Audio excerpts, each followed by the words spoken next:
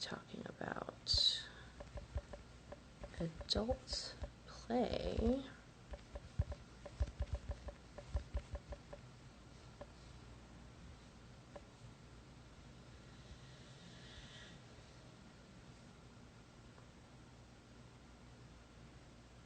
Great. All right, adult play and healthy happy hour.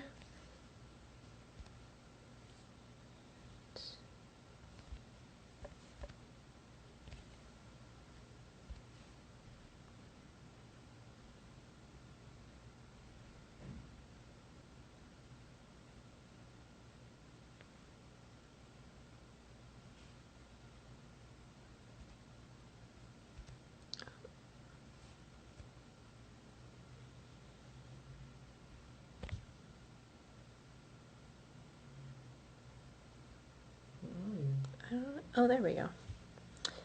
Perfect. We are joining Dr. Bender right now. Hi. Hi. You have your plants in the background again. I do. My little babies. I love it. How are you? I'm good. How are you? I'm good. I'm good. Monday. Tell me, because did you guys stay open the whole time? You closed down, limited hours. What was going on in the Yeah. naturopathic doctor world at Purely Vital? We were mostly closed down. We were by appointment only, and there's a few of our patients who are on like chemotherapy that need IVs after certain chemo regimens and things like that. So we were open for by appointment for a select patients, but we really wanted to try to limit it, keep people at home. And for the most part, our patients were amazing. Everyone was understanding. Most people wanted to stay at home anyway. So, Yeah. so it's great. Yeah. Okay. Are you guys planning to ramp back up and open up? Like, what's the word? Yeah. So, I think we're going to see what ends up happening as far as things slowly start opening up here. If we get another bump, we are going to be by appointment only, continuing for the next couple of weeks at least to um, have people come in and set sometimes because we have drop-ins. So sometimes we would have 4 people together in the waiting room, and we want to make sure that doesn't happen. So Yeah. we're gonna try to stagger people for sure. Okay. Yeah, I can't imagine trying to do that with no appointments because I've stayed open the whole time, but I've always been by appointment, and it's even having appointments, I've had to adjust like only doing one room at a time and staggering people so they're not running into each other in the waiting room. And yeah, Exactly. so we're Yeah. all doing. We separate people so that no one's running into each other. There's ample time to clean and sanitize in between. And really, we did try to keep it very minimum in office. We did a lot of telemedicine, making sure that people felt taken care of and secure. But we wanted to do our part to make sure that people stayed safe. Yeah, I feel like it's just been a very intense time. Like initially, everything was all about immunity, and that's what everyone wanted to focus on. And then as this went along, I started treating so much more stress and anxiety, Absolutely. and just like the burden that everyone is carrying. Yeah. Hmm. So that leads us into adult play. And I love when you sent me this topic. I was like, what is that? What Can be does that so many mean? things. Because I feel like we need a little bit of that right now because we've all just felt so heavy and intense and and rightfully so. Like it's a serious situation. There are a lot of things we have to navigate. There's the health implications, the financial implications. But our bodies really thrive on, being in homeostasis and having some type of balance. So like how do we balance that and offset, all of that tension and, the effects that everyone's feeling right now. Yeah. So there's lots of things you can do for stress, right? And I'm sure You've talked about these with your patients, but one of the ones that I think we forget as adults that I know I forget, I think I can say like you and I are very similar in the fact Mhm. that we are very meticulous. We work really hard, and sometimes for me, I forget to play. Right, so there's lots of studies that have shown how important it is to continue to have play in your life, even as adults. So everyone asks, you know, like what is play? What does that mean? And Yeah. it's there's no good definition, right? Like nobody has a true definition. Everyone's play is a little bit different. The the best definition I think that people have come to is play is something that you enjoy, right? That brings you joy, that gives you pleasure, and it's about the activity. It's not about the outcome. Oh, So, I like that. right, Okay. right. So play is something that you enjoy doing. One doctor, Dr. Stuart Brown, has a book called Play, and he summarizes a lot of the research and he talks about it. And what he says is, um, it's play is a state of mind or a state of being, right? And so it's less about exactly the activity, and we'll talk about a couple of the things to consider when you want to do play. Because for me, when I started doing it, it was I bought a puzzle. Let me show you my little. Yeah. See, I Oh have my there we gosh. go. Yeah, Yes. my little puzzle. And when I first got the puzzle, let me see if I can set this back up. When I first got the puzzle, I was like, I'm gonna do the puzzle. I'm gonna make the puzzle, and the puzzle will be done. And I can check that off my COVID list, right? Like, oh, I did a puzzle. Oh, I baked bread. And so I sat down and I was like, okay, how do like strategically, how do I do this puzzle the best? I'm gonna segment it by colors, and I'm gonna find all the border pieces. Oh, we are And so alike. I was like, what are you doing? This doesn't make sense. So I stopped, I relaxed, and I was like, this never has to get done. This, if you don't finish this, it's fine. I might not even finish it just on principle to see if I cannot finish something. Um, but then I sat back and I was like, just enjoy it. These beautiful pieces, and it's interesting for your brain to kind of try and figure this out. And so I'll do 10 or 15 minutes. I was on a phone call earlier this morning, and I was just looking at it and letting my eyes wander, and I found a piece that I had been looking for, and I was like, oh, it's so clear, like that's right there. So it's less about the activity and it's more about how you are thinking about the activity and approaching the activity, right? So it's about the experience. It's more important the experience of doing it and having joy than the outcome of the experience. So I think that's a good one to keep in mind for people. I think that explains a lot. Because when you were first like, oh, it's about, finding something that you enjoy or that, and I'm like, well, I really enjoy a lot of parts of my work. Like when I'm working on my online course, like that's enjoyable for me, but it is about the outcome. Right. It's not about like the process. Like I'm not like, oh my gosh, these slides right now. I'm just like really like, no, like I'm like, okay, like I want this to look good. I want it to look professional. Who's my audience? Okay, I got to get this done by X deadline. So even if I am enjoying the moment, the activity itself is not about that. So I Right. think that's a very important differentiation. Like you can still enjoy your work, but that doesn't make it play. Like play is about the experience rather than the end result. Exactly. And so I think for a lot of people, like music, right? Music can Mhm. be play for some people, and music sometimes isn't play. If you're like, okay, I need to get this many hours of practice in, or I need to have this outcome or something like that. Same thing going to the gym. Going to the gym for some people can be play. Being physically active for some people can be play. And then for some people, it's not. And so there's no good definition. There's no, I'm not going to tell you what is or isn't play. But that's the concept, is letting your mind kind of just enjoy it, right? And so there's lots of benefits to play. and having that mindset, right? So less stress.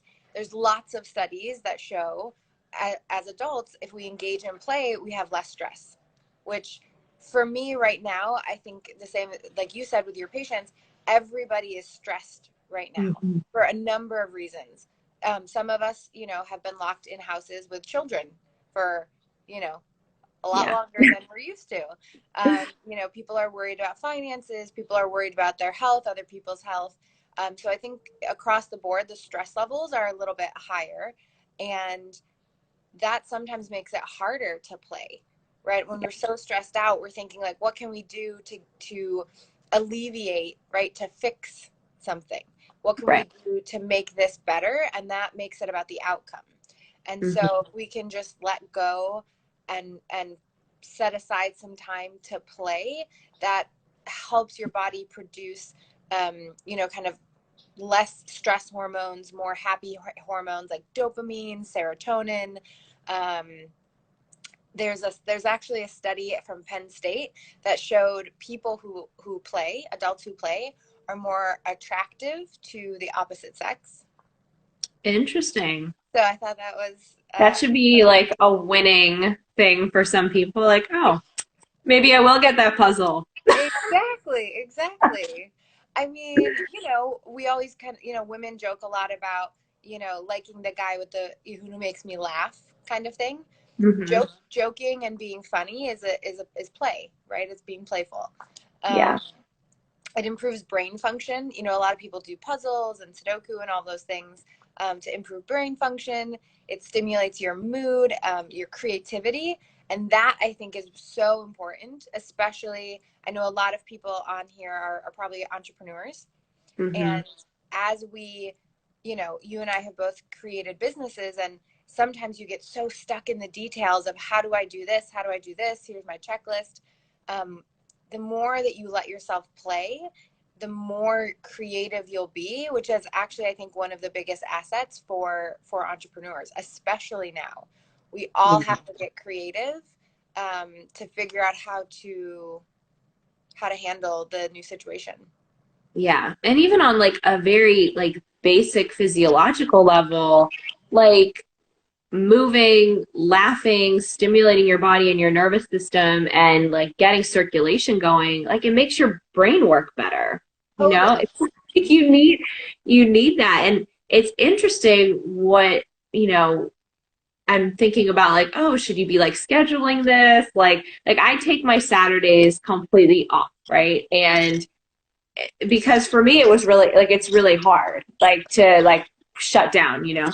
And so Saturday just becomes this day that like there's like no guilt fun. So, you know, whether that's like I want to watch something on Netflix or whether that's like I want to like run around the block with my dog or I want to do a handstand or like I want to research supplements online because that's fun for me. Uh, but it's like a no pressure day. And you know, I'm someone who needs to sleep. Like if I miss out on sleep, it it just wrecks me. I can miss out on food all the time, not a problem. I miss out on sleep, it's a big deal. And my partner Derek, he like would just always at night when I'm trying to get to sleep start like playing and like laughing and like making crazy noises, and I'd be like, what is wrong with your cortisol? Like I need to sleep. Yeah. But I still, once I got to sleep, would sleep like a baby. So the last couple of weeks, he's been trying to like be good. And he's like, look, like, I'm not going to do that to you anymore. I know it drives you crazy. He's been sleeping like shit. Right. And I haven't been sleeping that well either. I thought it was just like him keeping me up with all of his like goofing around and us laughing for an hour before we went to bed. But I'm starting to really think like, I think that's better than laying in bed talking about business before we go to sleep. Yeah. Well, it's interesting you bring that up. So there's play like by yourself, and then there's all this research on play with others, and it builds meaningful relationships. It fosters cooperation. It heals emotional wounds. It helps develop like these social connections. And there's some people think that we developed evolutionarily, we developed play, and that's one of the things that helped us build a cooperative society, right? Wow. Yeah. So I think, for all of those reasons, play, maybe slate it just a bit earlier, maybe shift the schedule like Yeah, 30 minutes earlier exactly. so that, you get the play and you both get the sleep. I think that's key.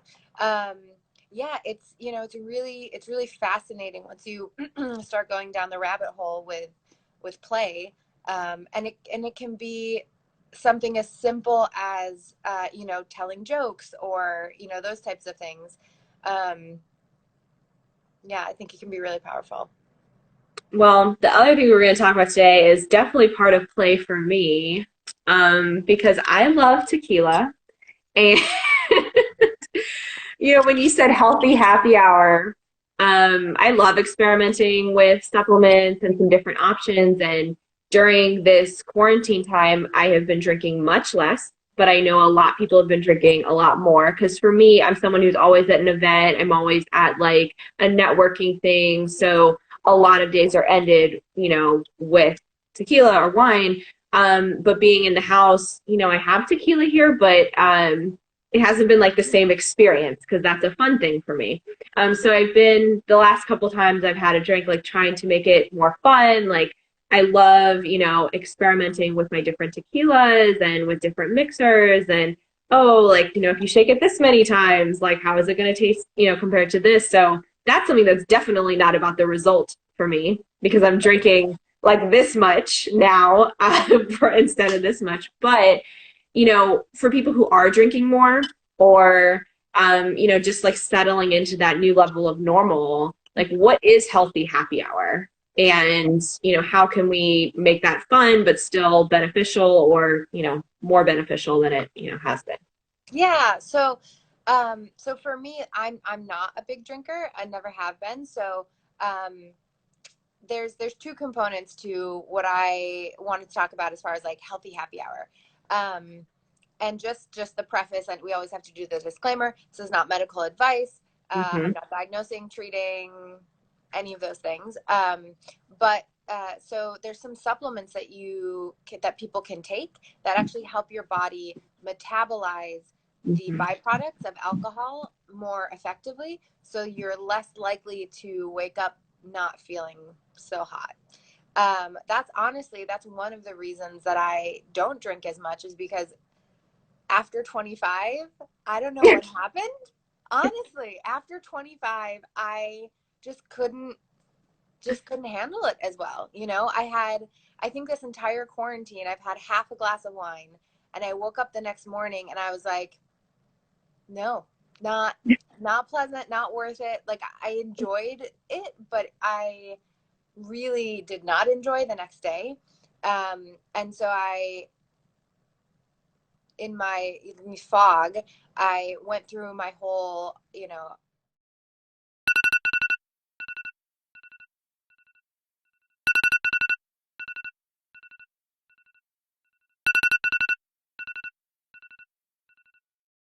people take them before. For me, I'm not a big drinker. I never have been. So um, there's two components to what I wanted to talk about as far as like healthy happy hour. Um, and just the preface, and we always have to do the disclaimer. This is not medical advice. Mm-hmm. I'm not diagnosing, treating, any of those things. But so there's some supplements that people can take that actually help your body metabolize the Mm-hmm. byproducts of alcohol more effectively, so you're less likely to wake up not feeling so hot.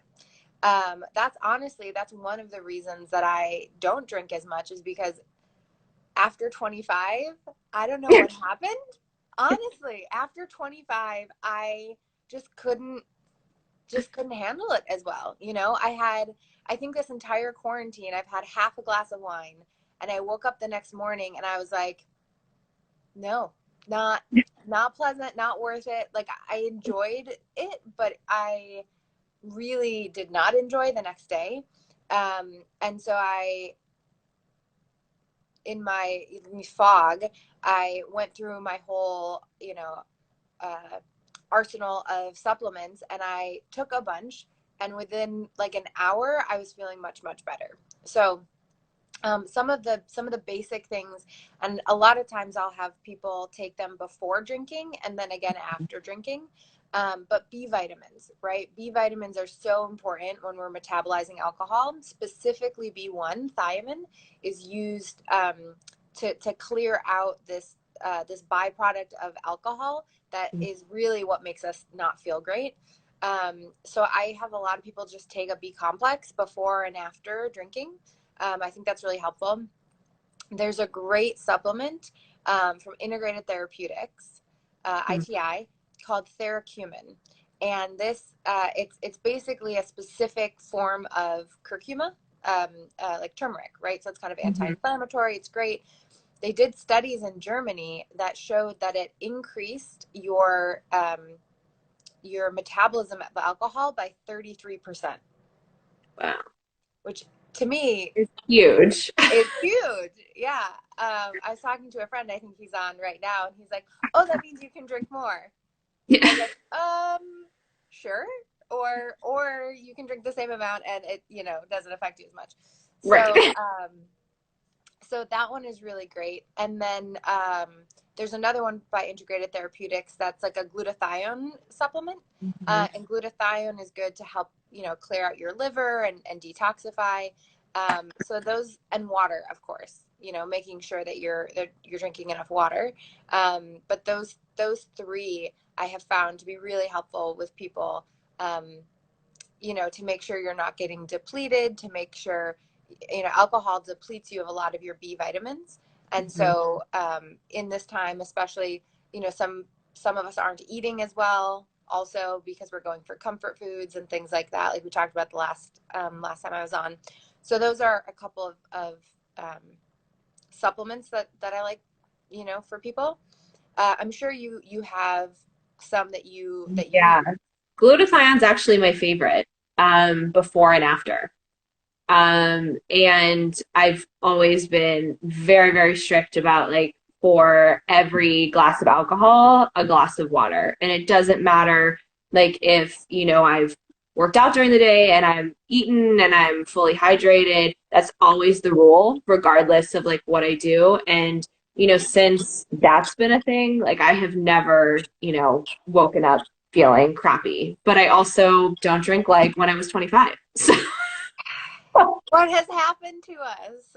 no. For me, I think it was like 28, but there was definitely a significant shift where, your body starts wanting different things. And, at first, like I used to joke about it because I was like, oh, now my body only wants very good, expensive tequila. But, when you're looking at alcohol quality, when you're looking at the quality of the things that you put into alcohol, which is what I see people get in a lot of trouble with, is um, the sugar that gets added. Because that's what makes me feel awful. If you give me a shot of tequila versus a handful of M&Ms, the M&Ms are what are going to take me down. So, Absolutely. and then that's how most people drink alcohol is with a ton of sugar.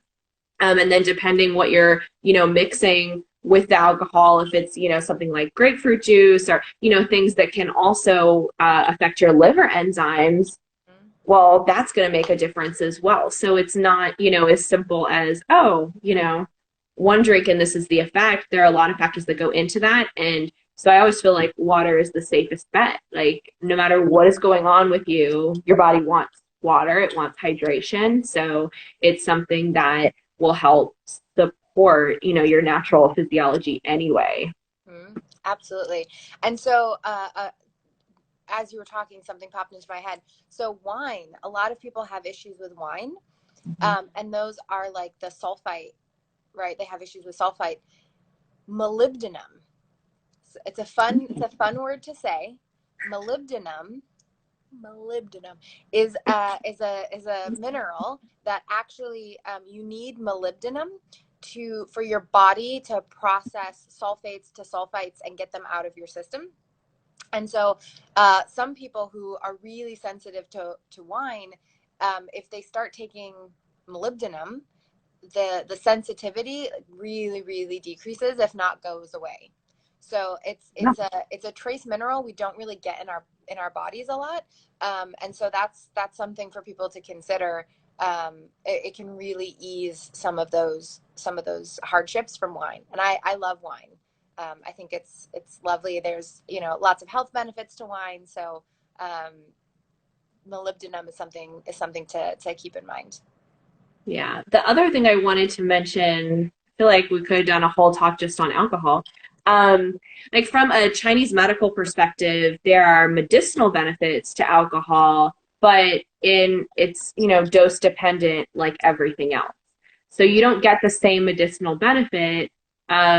Drinking 3 glasses of wine puts you over a therapeutic benefit, whereas half a glass of wine, particularly during PMS, during menstruation, can be really beneficial and help with circulation and blood building. Right. Um, and for people who are chronically stagnant, like everything's really tight and really stressed, the smaller amounts of alcohol, and I always recommend actual alcohol without a ton of sugar added to it, can be very beneficial for helping to move things in the body and for the circulation. But again, then when you go over that therapeutic limit, is when you create excess heat in the body. It's when you create excess damp. And dampness in Chinese medicine is basically like your fluids are not regulating properly, right? So you might think like, oh, I'm perfectly hydrated, I'm drinking plenty, but you're also having some swelling or some edema, and your body is not processing that out properly. So like dosage is something we want to keep in mind with everything, and the intention behind why are we putting into our bodies the things that we're putting in. And if Right. it is just for that play benefit, you've already given some great suggestions for adult play. Right. And putting those together, right? So having a little bit of wine, being relaxed, and like working on a puzzle, or coloring, or dancing, right? Just like dancing for the sake of dancing, Mm-hmm. or now it would be a little harder, but doing stand up, or doing improv or something like that, where you're being creative. um, I think you hit the nail on the head, right? Like dose for everything is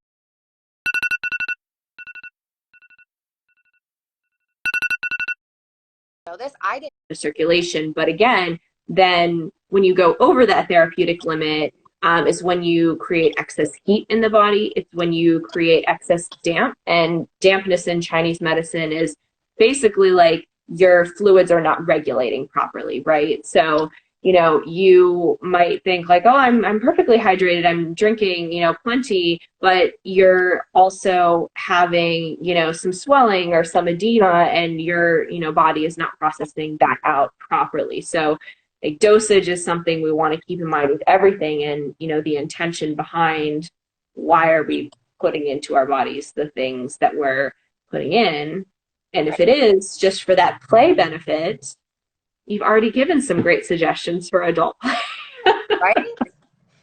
And putting those together, right? So having a little bit of wine, being relaxed, and like working on a puzzle, or coloring, or dancing, right? Just like dancing for the sake of dancing, Mm-hmm. or now it would be a little harder, but doing stand up, or doing improv or something like that, where you're being creative.